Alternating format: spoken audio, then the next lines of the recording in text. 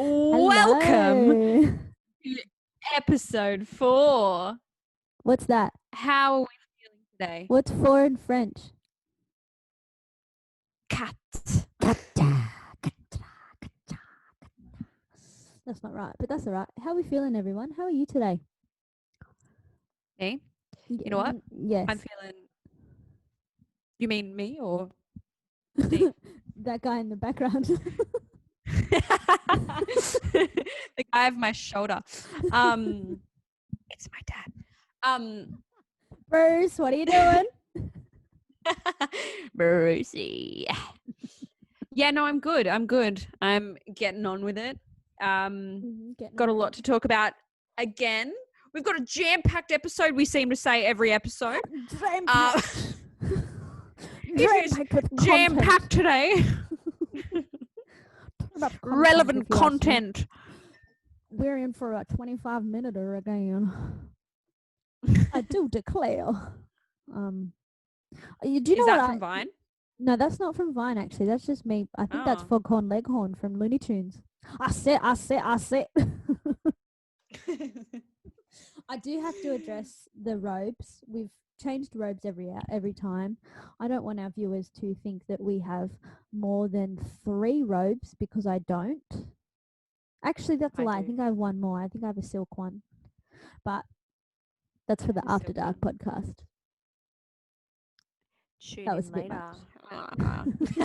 Like, do you remember? But we went with it anyway. After Hours? Do you remember that? And that was really fucking raunchy. It was. I remember watching it on YouTube in Year 7 with my friend Crystal. I didn't know it was a thing. Like, I obviously, that's the wind, the wind cover for the mic. I knew it was a thing because remember in 2005, wasn't it, got cancelled because Camilla got turkey slapped by John. But there was full of things. Oh my God. Yeah, that was a full thing. And I remember asking my mum, what's that? And she told me. And I went, oh, cool. Is that it? Is that it? I do that all the time. I'm like an 8-year-old. Honestly, Mum, I'm in Year 5 now. Oh, anyway, moving on. Yuck.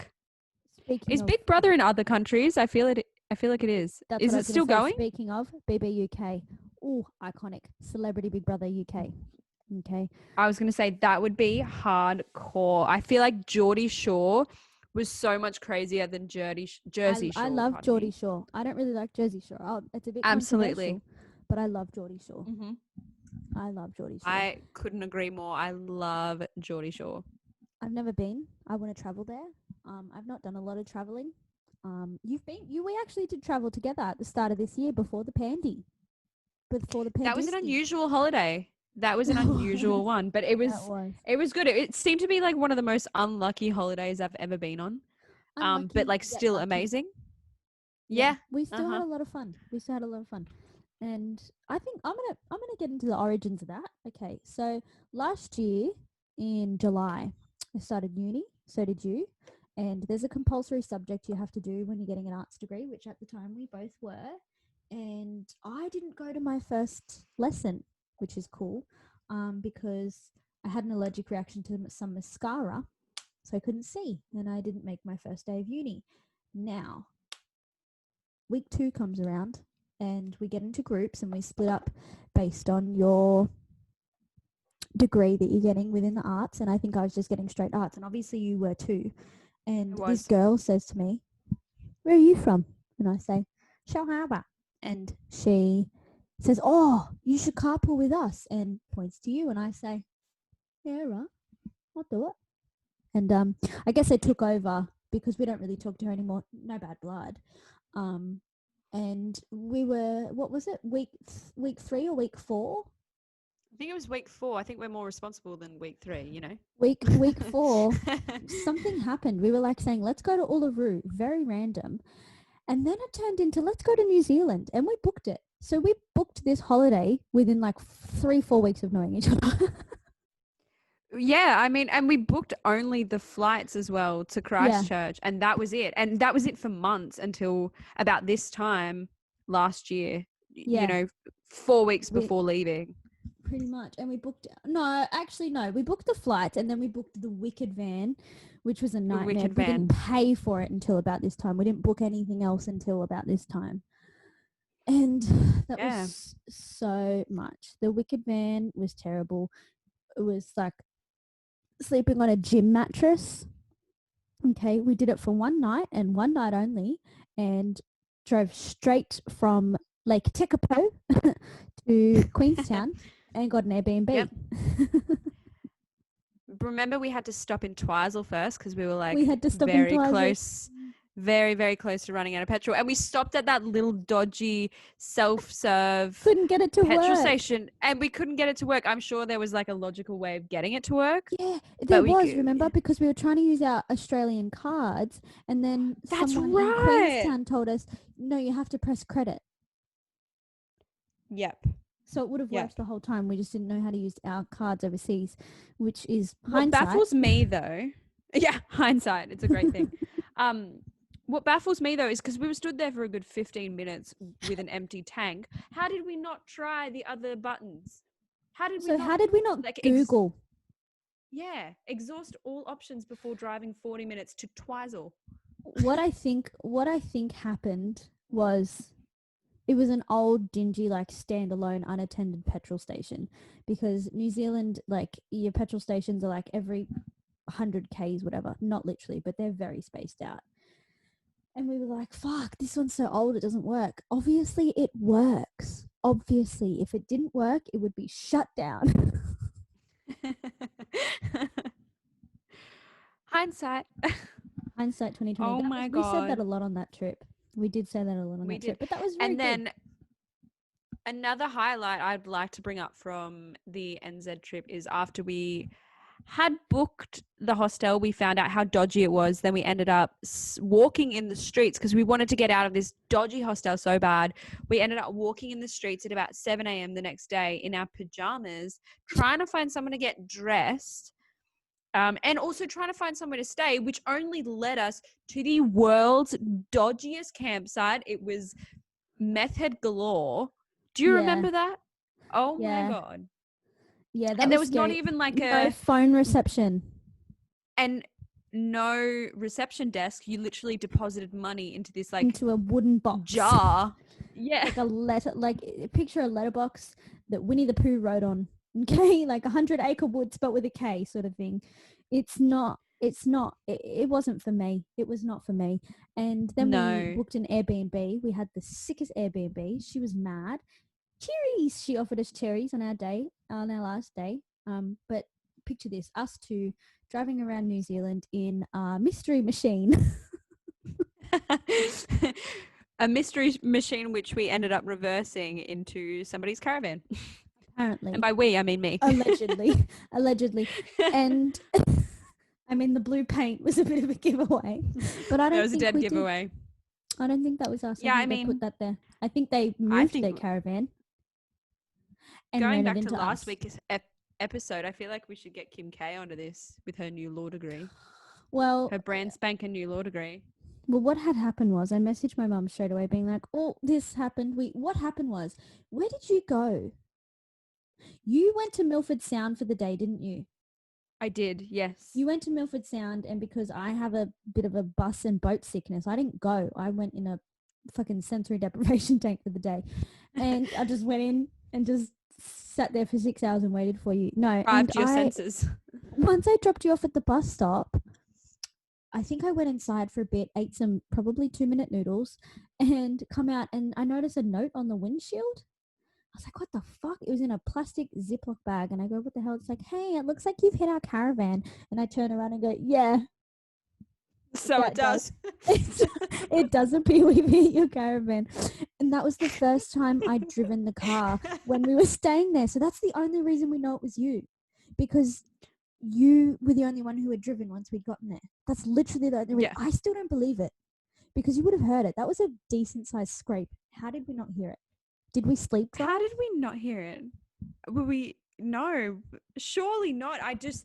And there was so much in the van. Anytime we went over a bump, like you'd hear everything rattle. There is no way that if we hit the van, we wouldn't have heard it, and everything in the van wouldn't have crashed. You know, because there was pots and pans in there. I still think it's on a conspiracy. shelves. Yeah, it is a conspiracy theory. And anyway, we told our Airbnb host, "Hey, look, this is what happened," and they said, "No, that's cheeky. They can't do that. They can't do that. They're not meant to park there." And we ended up no need for that. Carry on. Yeah, no need for that. Carry on. We literally just drove off. We just drove off and we didn't discuss it. Oh no! What actually had happened was, before we spoke about it with the Airbnb host, I went over and on the door and said, "Hey, we're not ignoring your note. Our friend's actually just at Milford Sound, and I don't want to discuss it without her. So we'll come over tomorrow." And we never did. That was nice. I also remember there was a few traumatic things on that trip, but for me, the most traumatic thing wasn't the car accident that we didn't know about. It was watching the movie Fear for the first time. Yeah, that was traumatic for you. That was traumatic for me. Not that it's a scary movie. It's not a scary movie at all. It's intense, but it's not scary. But what was scary, okay? They're all breaking in. Mark Wahlberg, he's hot. I don't know if he was over 18 then. I'm saying now he's hot, okay? He is beautiful, but that's beside the point. There's this scene where they're all trying to break in the house. They've got the house boarded up, and the little boy goes on the dog whistle, okay, to get the dog in the house. The dog pokes its head through the dog door. It's like, but it's not actually panting because its head drops, okay? It's just a decapitated head. A decapitated dog head comes through the door, and I think about that at least once a week, okay? And we went in January. That's something for you. Yeah. And that clip's on YouTube, and I'll be honest, I have watched that clip a few times since then to try and get over it or to show other people. And I think it's a really good movie, but like, what the fuck? I cannot get over that dog head. I see that often. And I think about it a lot. It haunts me to this day.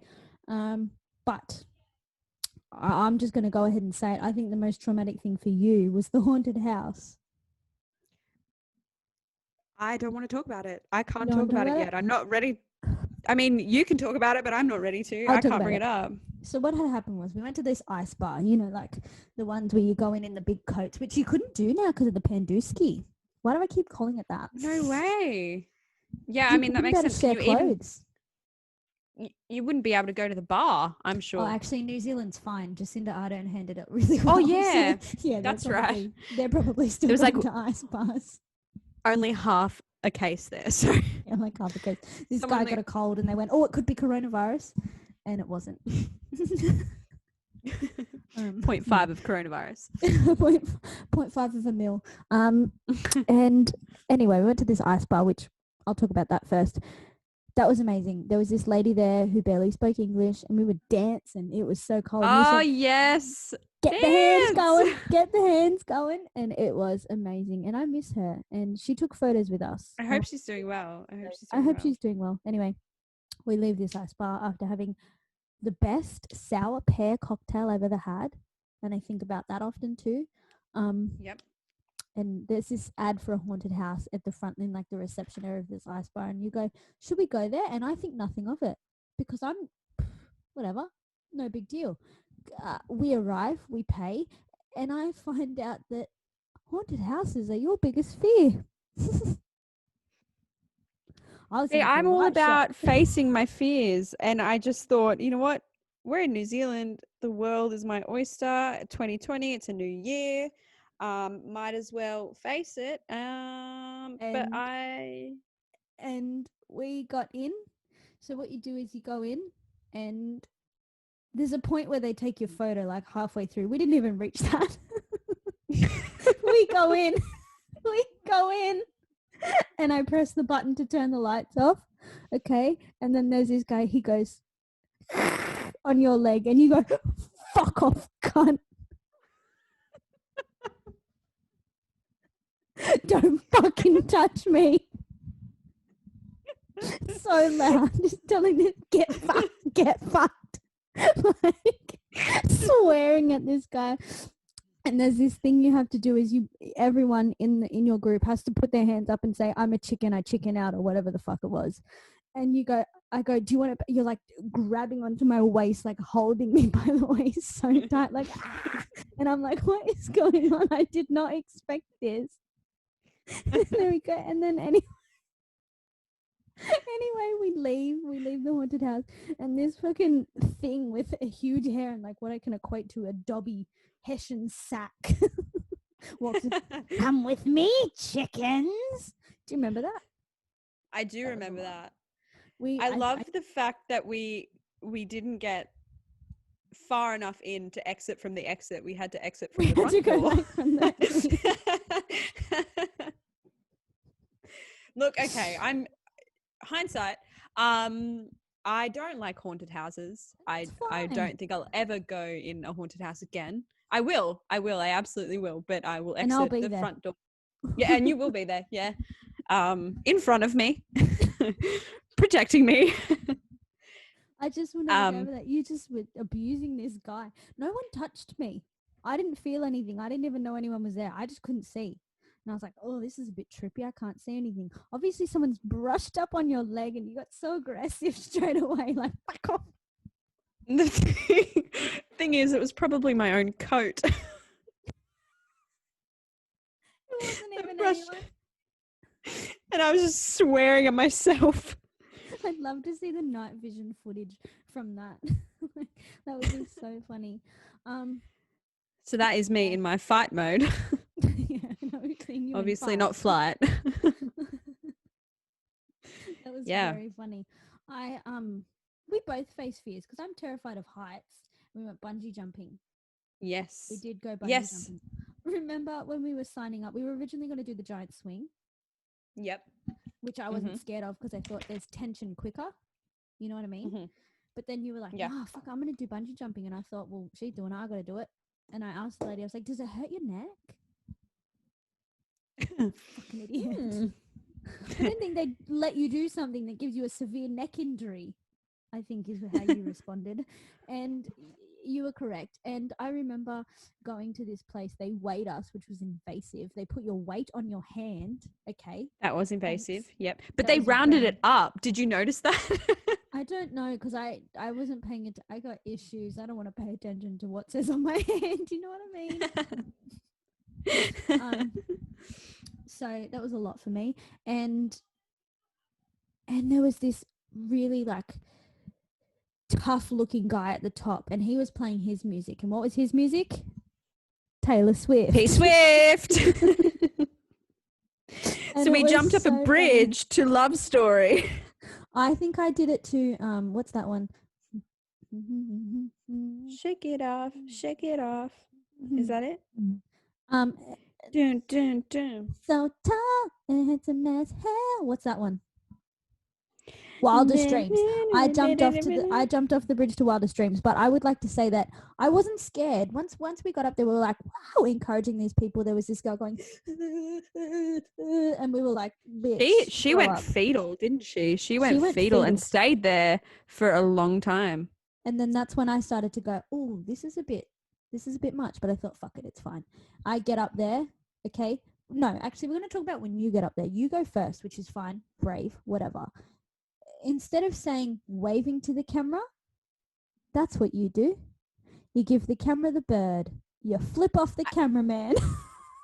I don't even know why I did it. Like it was an instinct. There's obviously a side to me that has grown up in a caravan park, no disrespect, but it's just the nature of it. Because straight away, my first instinct when they said smile to the camera, give them the bird. Mm-hmm. I don't know what it is. You know, something brushes against me. Yeah, and then I just jumped off. I didn't wait for her to tell me it was okay. Beautiful dive. And what happened when I got up there? You had already jumped, and I thought, well, now I really have to do this. And I looked down. Can't bitch out now. I looked to the lady. I go, oh, I don't think I can do this. And she went, you can.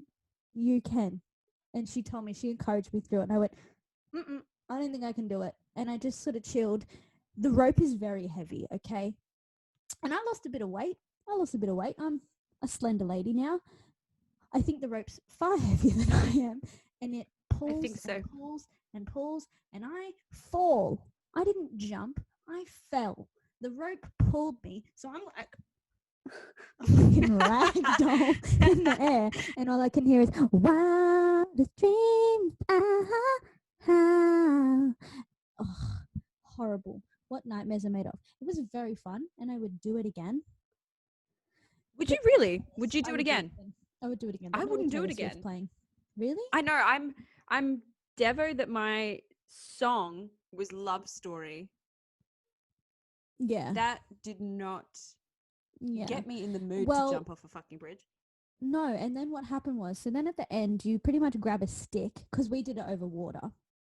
How do they get you off when you're not over whatever? You're over water, you have to hold on to this stick, and I'm in the boat going, trying to smile for the picture, like near death. And then the songs from Moana are playing, and I think, why couldn't that be playing when I was jumping? Okay, why did I get stuck? It's more inspirational, isn't it? Yeah, this bitch is going shiny. You know what I mean? And I just think, well, where was that energy when I was jumping off of a bridge? Because I could have dove. Well, what's his name? Jermaine Clement. Is that his name? I'm not sure. I never saw Moana. Yeah, but you know the Flight of the Conchords guy. Oh, shit. No. I think it's Jermaine. No. I think it's Jermaine Clement. He's singing. He's in that. He's the big crab. And I just think I would have preferred that energy rather than Taylor Swift. But whatever. We did it. We both faced fears in New Zealand. And we got a free t-shirt. I don't know where that t-shirt's gone. Yeah, I've got no idea where mine is either, actually. But you know what I do have? Actually, I'm going to go up. Oops. I'm going to go off screen for a second. You hold the audience down. I'm going to go off screen for a second, off script. 1 moment, please. Hold. Okay. Look, while you go, I'm going to talk about another story from New Zealand. Would you believe we had a language barrier in New Zealand? So we would, yeah, do you remember this one? I can hear you laughing there. So we were driving to Queenstown, and there is, for those who have been, oh my God, do you have mine too? Yours. Yeah. Oh, beautiful. I was going to frame it and give it to you, but I just keep forgetting. So that's all right. That's just I love that. We did it. Yeah, anywho, mind you, this is an English-speaking country. Okay. Yeah. Well, they do speak just to clarify, like that, but New Zealand is an English-speaking country, just for those who didn't know. So driving into Queenstown, there's one road, and we were driving into it. There was a car accident, and of course, it blocked the road going into Queenstown. So one of the locals said, "Don't worry about it. Just take the road up that way." He said, "What did he say?" I don't remember. What was the name of it? I don't remember.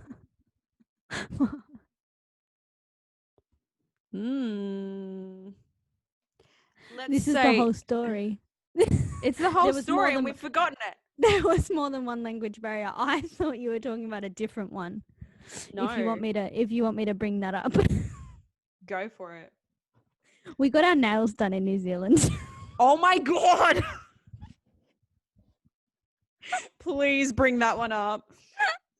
And we were telling this nail tech V, she was really lovely, about how we were describing our van to her, and we said it's like those gym mattresses. She said, yeah, we call that the fit. Landing on the fit. And I know in my brain she said landing on the fat in a Kiwi accent. Courtney though, she says landing on the fit. What's that? What's a fit? I didn't hear it. It was jet lag. We were jet lag. It was jet lag. It was jet lag.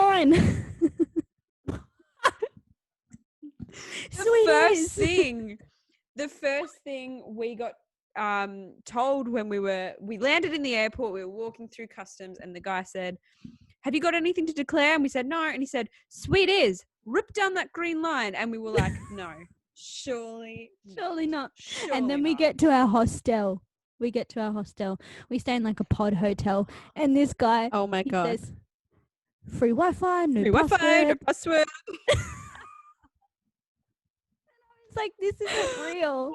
This is not a real place. It was insane. And I really wish I remember what that guy said. I know. It was like, it's full on. Anyway, that's whatever. Yeah, I can't think of it. I really want to go back though when they open the borders like back up. Oh, absolutely. Actually, you know what? Transition. Speaking of open borders, where are you going? I have been dealing with some invasive procedures. Open your borders. I've been opening my borders for medical professionals. Mm-hmm, and I feel like it's something I really wanted to voice for our audience. Actually, I would love our listeners to tweet us and let us know what invasive procedures they've had, because I feel like I've had quite a stint with them. Procedures. Yeah, and only to continue. But Chels, take it away. Like, what do you think? I've actually got a story about this that happened quite recently. I was talking with someone at work and they said something about how they've never had a prostate exam, and I said, "Bitch, you're 25. You probably should get a." I mean, I've had mine. I get mine. This prostate smoothie is doing me a world of good. It's either Vine or Kath and Kim on this podcast for me. Anyway, I say to him, "You need to go and get that done, babe. Like, that's whatever." And he says, "Yeah, but it's a bit invasive. Like, I don't want them to put their finger in my ass." And I said, "I would prefer a finger in my ass over a plastic speculum, okay, that they put inside of you, open you up with a torch attached, okay? I'd take a finger in the asshole over that any day." Take a finger in the asshole for fun, honestly. Don't tempt me with a good time. I mean, it's the day for it, any day. Christmas. Yeah, I mean, it's the best day for that. Oh, I would take Monday, Tuesday, Wednesday, Thursday, Friday, Saturday, and Sunday. Not all Sunday, and Sunday. All of the above. Twice on Sundays, if you ask me. Yeah, and twice on Sundays. That's from Big Mama's house. Yeah, I mean, I feel like, I don't want to start this argument, but I feel like we definitely have it worse as women. I would so much rather finger up my bum than a wand covered in a condom with lube on it, prodding my nun. Yeah, you know? And like I said, those things have a torch on them, so they get real in there. In there. Yeah. Disgusting. How long have we been recording for this one? I feel like we've been talking for a while. I think we have. I feel like we should maybe cut it. But definitely we encourage you to let us know the most invasive procedures. Yeah, go and get your paps. Do you want to check your girls? It's so important. Yes. Let's do that. I've got two quick ones. We can do two quick ones. Go. Okay. This one's a bit gross. I don't think you're going to like this one. Am I the asshole for forgetting a bra around my dad and making a snappy comment? Already I'm intrigued. Came downstairs without a bra and said hi to my parents, then was going to make myself a snack, watch TV. My mum asked if I had a bra on. We have a rule that I have to either wear a bra or put on a sweatshirt at all times if my dad is around. I said, no, sorry. Weird. I said, no, sorry, I just showered and forgot. And I kind of pulled my PJ shirt forward a bit so my nipples weren't against the shirt. And I was going to go make my food and go back to my room and watch my show. My dad goes, I can 100% see your nipples. And I got kind of mad because I would have already been gone back in my room if they had just left it alone. And I went, if you aren't staring at my breasts, we shouldn't have a problem. Why are you looking at my nipples? So then my mum got mad at me for saying that my dad was being a pervert and said that I know the rules and I don't have to agree with them, but I do have to follow them. My logic is more that I forgot and I was just going to get some food and go back upstairs super fast. My parents were in our screened-in porch and not even near the kitchen. So if I didn't say hi to them, they wouldn't have even seen me. Am I the asshole here? No. I don't think it's a matter of whether you're an asshole. I totally agree with her. Why is that a rule? Like, why is like it's daughter? That's disgusting. You shouldn't be looking anyway. Like, it's that's so weird. That is so weird. I hate that. That is an odd one. I don't like that. I don't like that either. Like, what the fuck? Like, what is dad doing? Is it your biological dad or stepdad? Either way, disgusting. You know what I mean? Even adoptive dad. Any form of dad figure, unless it's a daddy, we're not doing that. I don't like that.